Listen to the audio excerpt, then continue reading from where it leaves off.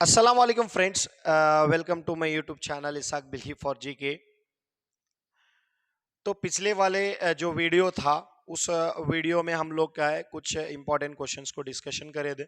और ये वीडियो का जो काम है वो यहाँ पे ज़्यादा से ज़्यादा एक्सप्लेनेशन दे अगले वाले टॉपिक पे। अगर हमारे चैनल पे आप नए हैं तो सब्सक्राइब करना ना भूलें, तो अपने फ्रेंड्स के साथ शेयर करें। अगर वीडियो पसंद आए तो इसको लाइक करना ना भूलें। तो चलिए ज़्यादा टाइम न लेते हुए हम सीधा हमारे वीडियो के तरफ रुख करेंगे। आज हम इस वीडियो के अंदर ब्रिटिशर्स के बारे में या तो ब्रिटिश के बारे में पढ़ेंगे। तो पहला पॉइंट, ब्रिटिशर्स को इंग्लिशर्स भी कहा जाता है और उर्दू में अगर इसे कहेंगे तो इनको अंग्रेज भी कहा जाता है और इनको इंग्लिस्तान के लोग भी कहा जाता है। तो ब्रिटिशर्स के बारे में पहला पॉइंट हमारा स्टार्ट होता है। तो ब्रिटिशर्स बहुत पुराने लोग थे, हमारे पास आते थे पहले से भी। तो इनका आना जो स्टार्ट हुआ वो 1600 में और गए यहां से 1947 पे। तो 1600 से लेके 1947 तक हिंदुस्तान को करीब 200-250 साल तक हमको हुकूमत करे। तो ये आए किस तरह से, हमारे हिंदुस्तान में अपना डेरा किस तरह से जमाए, हम इस वीडियो में जानने की कोशिश करेंगे। ठीक है, तो हमारा यहाँ पहला पॉइंट है 1600 के अंदर दिसंबर 31 को 125 लोगों का एक प्राइवेट ग्रुप, तो 125 लोगों का एक प्राइवेट बिजनेस ग्रुप 1600 ईस्वी दिसंबर 31 को इंग्लैंड की जो महारानी थी, इंग्लैंड की जो क्वीन थी, उनको परमिशन मांगने के लिए जाती, क्योंकि हम एक ईस्ट इंडिया कंपनी हिंदुस्तान में स्टार्ट करेंगे।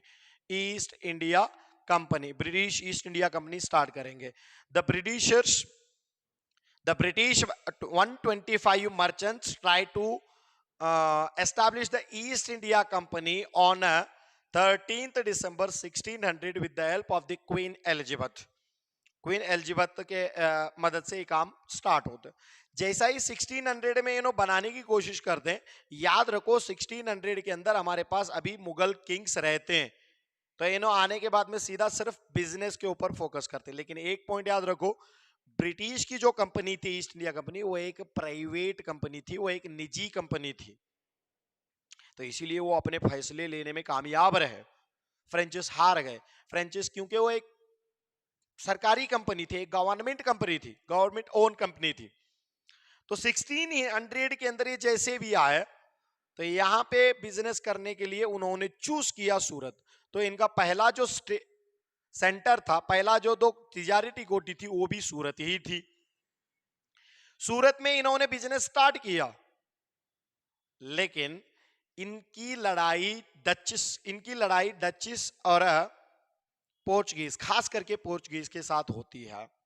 किनके साथ? पोर्चुगीज के साथ। तो पोर्चुगीज के साथ जब लड़ाई होती, तो ये लोग इंग्लैंड के क्वीन को एक लेटर लिखते, और इंग्लैंड का उस टाइम का किंग कौन रहता है बोले गए तो जेम्स फर्स्ट। तो क्वीन एलिजाबेथ या जेम्स फर्स्ट को एक लेटर लिखते। क्या लेटर लिखते? हमको यहां पे परमिशन दिला दो बिजनेस करने की। तो ब्रिटिश दरबार से एक इंसान निकल के आते हैं, sir captain Hawkins. Sir captain Hawkins कहने वाला एक इंसान 1608 के अंदर हिंदुस्तान आया, और वो भी जहांगीर के दरबार को। तो जहांगीर के दरबार को आगे क्या करते हैं ना, परमिशन मांगती, सिर्फ प्लीज परमिशन दो हमको बिजनेस करने के लिए। तो जहांगीर ने इनको इनकार दिया। जहांगीर ने क्यों इनकारा? तो जहांगीर को पता था कि पोर्चुगीज थोड़ा स्ट्रांग हैं।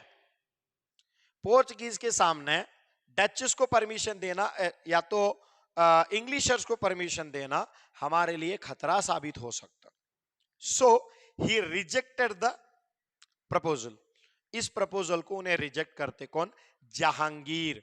याद रखो, जहांगीर 1606 से लेके 1627 तक हिंदुस्तान में किंग रहा।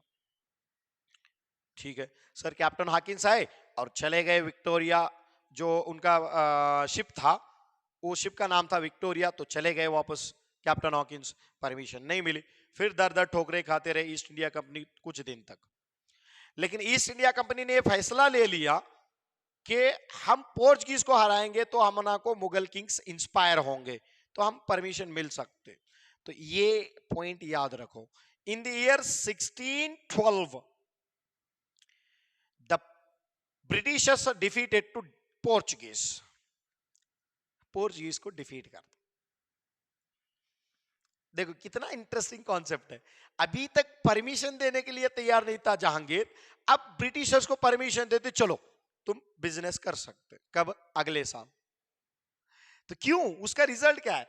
1612 है, 1612 के अंदर पोर्चुगीज को हरा रहे। तो पोर्चुगीज को कौन हरा रहे?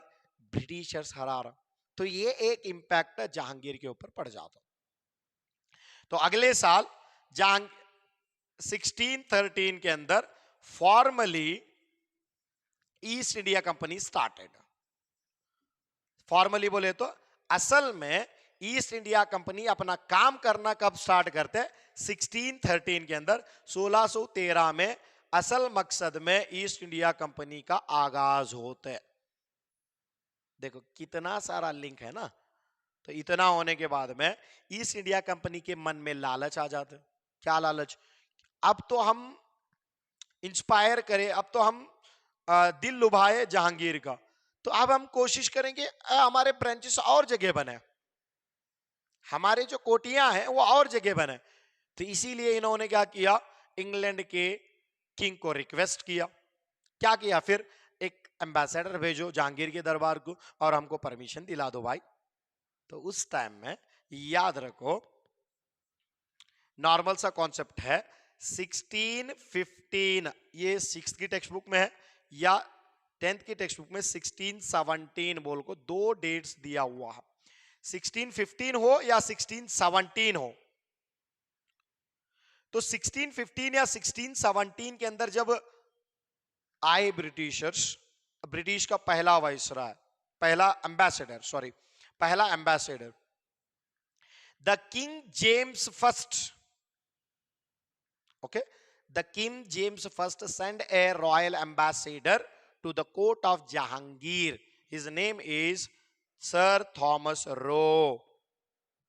क्या नाम था उनका? Sir Thomas Roe. तो इंग्लैंड का जो बादशाह था, तो जेम्स फर्स्ट ने सर थॉमस रो को एक सफीर बना के हिंदुस्तान के जहांगीर के दरबार को भेजा। जब वहां पे सर थॉमस रो आके क्या किया मालूम है? जहांगीर को परमिशन नहीं पूछता, इस बार अलग तरीका अपना दो। उस टाइम में जहांगीर कमजोर हुए रहते और जहांगीर के ऊपर एक उसके दिल के ऊपर एक लिखा है रूल करते रहते। तो उसके प्यार के अंदर अंधा हो चुका हो और उसको मजबूर भी किया गया रहते जहांगीर को। तो उस टाइम में नूर जहां का रूल ज्यादा रहता। तो औरतों को थोड़ी तारीफ करो तो कुछ लोग भड़क जाते। तो उस टाइम में नूरजान भी भड़की थी। तो उन्होंने क्या किया? यहाँ पे सर थॉमस रो की परमिशन लेके उसने दो जगहों पर बिजनेस करने की परमिशन दे दी। कहां पे? आगरा, सॉरी दो नहीं 3 जगह पे, आगरा, अहमदाबाद और कोरा। ये तीन जगहों पे बिजनेस करने की परमिशन किसने दे दी? नूरजान या जहांगीर ने किसको दे दी? सर थॉमस रो को। ये सबसे बड़ी अचीवमेंट है ब्रिटिशर्स के। जैसा इनको एक्सपांड करने का मौका मिला, और इससे पहले तो पोर्चुगीज को हरा चुके थे, तो इन्होंने क्या किया? 1639 के अंदर ब्रिटिशर्स चंद्रगिरी के मद्रास के नजदीक चंद्रगिरी के एक राजा से मद्रास को खरीदा जाता। किसको? मद्रास। ये वर्ड याद रख लो, मद्रास। तो मद्रास के खरीद के उसके अतराफ एक फोर्ट डाला जाते, उसके अतराफ एक किला डाला जाते जिसका नाम है सेंट जॉर्ज फोर्ट। कौन सा fort? Saint George fort. The Britishers purchase a land with the help of the local king, Chandragiri king, and built a fort around it, Saint George Fort. तो सेंट जॉर्ज फोर्ट किसने बनाया sir बोलेगे तो Francis day ने। किसने? Francis day. ए नाम याद रखो। Saint George fort को फ्रांसिस डे बनाते हैं, तो मद्रास जो सिटी बनी, मद्रास जो नगर बना, उस नगर को भी बनाने वाला इंसान फ्रांसिस डे ही था। अब इतना सारा कॉन्सेप्ट हुआ। तो 1668 के अंदर, ये डेट याद रखो, तो 1668 के अंदर क्या होता है, नॉर्मल सा कॉन्सेप्ट है। 1668 के अंदर इंग्लैंड का जो किंग है, उसका एक बेटा रहता है चार्ल्स सेकेंड, और उसका शादी कराना है उसे। तब उसे अब शादी कराना है, तो ईस्ट इंडिया कंपनी बीच में इंटरेस्ट लेते। बीच में क्यों इंटरेस्ट लेती ईस्ट इंडिया कंपनी? थोड़ा दिमाग लगा, क्योंकि अगर हम कोई किंग को हेल्प करेंगे, कोई किंग हमको कुछ ना कुछ देगा, इससे पहले भी दिया हुआ।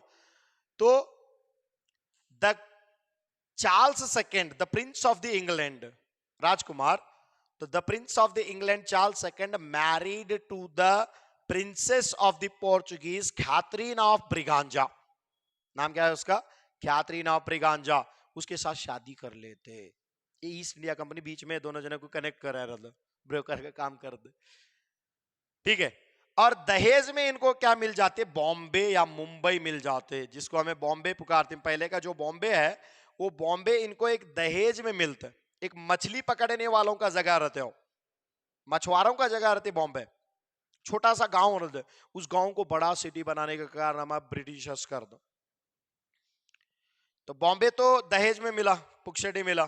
तो उस टाइम में बॉम्बे जब दहेज में मिलते हैं, तो चार्ल्स सेकंड बोलता है इसे रख लेके मैं क्या करूं भाई, हमारे ईस्ट इंडिया कंपनी के लोगों ने हमारे दोनों जने के बीच में शादी का जो जोड़ा पहनाया, तो उन्हीं को हम क्या करेंगे, रेंट पे दे देंगे, उन्हीं पे हमको क्या किराए पे दे देंगे। तो उनको रेंट पे दिया जाते कितना? 10 पाउंड पर ईयर एनुअल। कितने?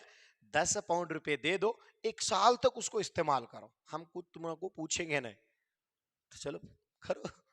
तो देखो अभी तक क्या किए, आगरा के अंदर अपना बिजनेस, अहमदाबाद के अंदर अपना, कोरा के अंदर अपना बिजनेस, सूरत के अंदर तो है ही है, मद्रास इनके अंडर में आ गया, मद्रास के अंदर बिजनेस स्टार्ट करना शुरू किए। बॉम्बे तो वैसे ही फ्री में मिला, पुक्सटे में मिला। तो जब वो उसको मिल रहे, उसको लेके निकल रहे सामने, तो इतना होने के बाद में इनकी आग इतने ही नहीं कंप्लीट हुई, इन्हों क्या करे, फिर वापस कलकत्ता के अंदर आए। साहेब हमको बंगाल के अंदर भी एक जमीन चाहिए।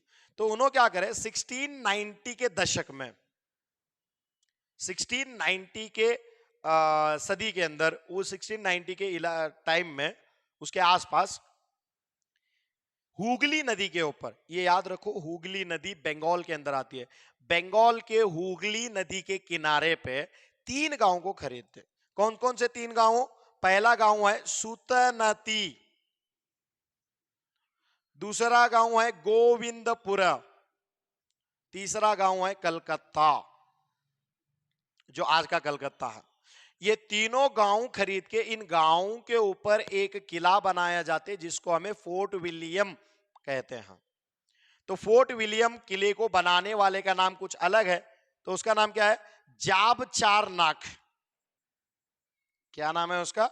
जाब चार नाक। जाब चार नाक करने वाला क्या है? फोर्ट विलियम फोर्ट को बना दो। तो फोर्ट विलियम भी इनके अंदर आ गया। फोर्ट विलियम को ही टारगेट क्यों करें? अभी तक जितने बिजनेस सेंटर्स बनाए थे वहां को इनको फायदा उतना नहीं मिलता, तो ये टारगेट करती कहां पे? बंगाल के अंदर, क्योंकि बंगाल सबसे ज्यादा फर्टिलाइज जमीन है, जरखीजी जमीन है। उस जरखीजी जमीन को टारगेट करने के लिए ये लोग आ जाते हैं। अब जरखीजी जमीन मिली, तो आगे चल के उसी जरखीजी जमीन को टारगेट बना के 18वीं सदी के अंदर, कौन सी सदी के अंदर? 18वीं सदी, 18th सेंचुरी के अंदर कलकत्ता को अपना कैपिटल बनाया जाते, अपना दारुल खला बनाया जाते, अपनी राजधानी बनाई जाती, अपना पायतख्त बनाया जाता। तो यहां से पूरे तरह रूल कर दे। इसीलिए एक थिंक याद रखो, ब्रिटिशर्स अपने 3 प्रेसिडेंसी बनाई थी। ब्रिटिश कितने प्रेसिडेंसी बनाए थे? सिर्फ 3 प्रेसिडेंसी बनाए थे। कौन कौन से? बॉम्बे, कलकत्ता और मद्रास। तो 3 ही प्रेसिडेंसी क्यों है? पहला इनका जमावड़ा था, पहला इनका एक कदम था, वो बॉम्बे के अंदर पड़ा, जो सूरत के आसपास है। तो बॉम्बे के बाद में, बॉम्बे में जितना फायदा लेना लिए, उसके बाद में सीधा शिफ्ट हुए मद्रास। तो मद्रास के अंदर बहुत ज्यादा ताकतवर बनने की कोशिश की है, वहां पे बहुत सारा अच्छा बिजनेस कर ली।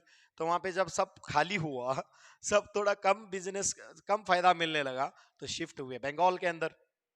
तो बंगाल तो पूरी हिंदुस्तान की जान थी, बंगाल से ही सब कुछ होता था।